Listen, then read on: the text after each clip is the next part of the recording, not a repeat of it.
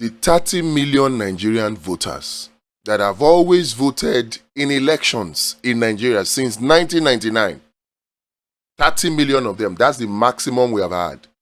Those 30 million Nigerian voters, they have been programmed.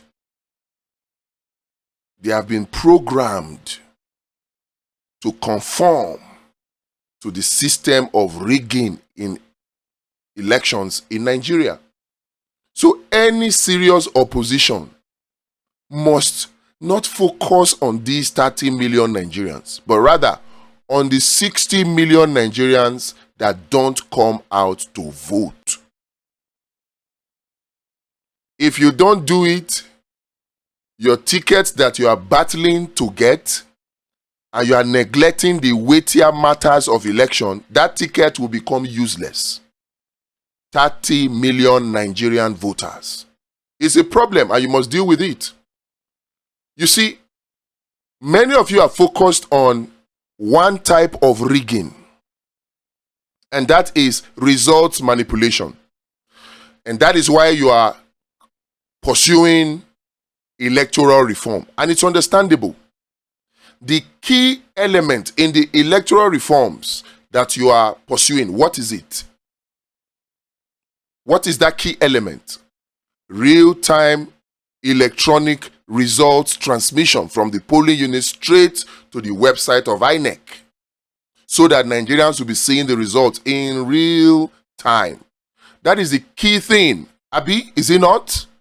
That you are pushing for in electoral reforms. Now, whether or not we get electoral reform is another ball game entirely. But let's even look at it. What type of rigging does that electoral reform, that real-time transmission, what type of rigging does it solve? Does it solve all the types of rigging in Nigeria's elections? Does it? Real-time results transmission or electronic results transmission from polling units would take care of only one type of rigging, and that is results manipulation from collation centers upward down to national. Is that not the only? If there is any other type of rigging that real-time results transmission will solve, let me know. Because from where I stand, what I can see is that even the electoral reforms, the key thing that we're pursuing there, if we get it, will only solve one type of rigging. Now, how many other types of rigging do we have? And what are we doing to stop them? Vote buying and vote selling is already an electoral offense in Nigeria. Has it stopped vote buying and vote selling? In fact, they keep increasing the tempo every election cycle. We saw vote buying in its wonder in the by-elections that just held, despite vote buying and vote selling being an electoral offense. But it is a critical type of rigging that electronic result transmission will not cover. Abi, tell me, if a politician successfully buys votes in a particular polling unit, will real-time results transmission or electronic results transmission capture it? Will it? So, if that is a critical and a serious type of rigging, what are we doing to counter it? The real-time results transmission, electoral reforms, it's not looking like we're going to get it all. Let's not kid ourselves. It's not looking like we're going to get it. The lone wolf or lone voice of a Randy Peters and a Dele Farotimi, Add Refresh Nigeria, and some other few persons will not be strong enough to give us electoral reform. And Occupy National Assembly or Occupy INEC will not give us electoral reforms.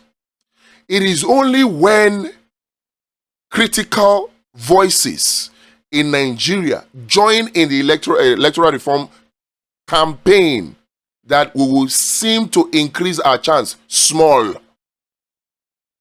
traditional rulers, business leaders, political leaders, religious leaders, entertainment leaders, call them celebrity, media moguls,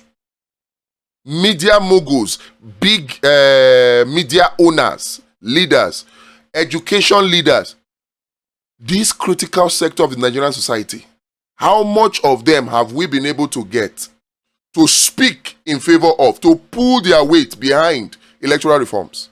And that's why I'm saying that the chances of getting it are slim. Now, if we don't get electoral reform, which will only solve only one type of rigging, results manipulation, what is our plan B? What is our plan B? Now, there's results manipulation. There's vote buying and vote selling. What about deliberate disenfranchisement of voters?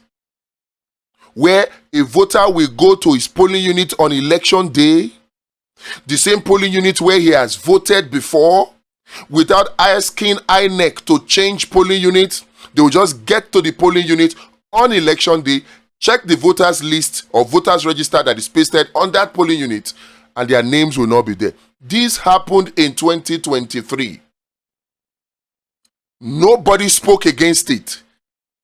And then we thought it was a thing of the past. Only for Bokno Akerele, the former deputy governor under Tinubu, or one of the former deputy governors, because he had several, raised alarm against it again in 2025 in the local government elections in Lagos. And nobody is talking about it. Meanwhile, it is a very potent type of rigging. We have rigging by weaponized political parties. And we have rigging by impunity, weaponized impunity. Many people don't know that the reason why there is voter apathy, why 60 million voters out of 90 million voters refuse to come out to come and vote in elections in Nigeria. What is the number one cause of voter apathy? What is it? Weaponized impunity. When INEC and INEC officials, when police and police officials, right? When the judiciary and judicial officials get away with impunity, it discourages people from participating in elections. It discourages people from participating in elections.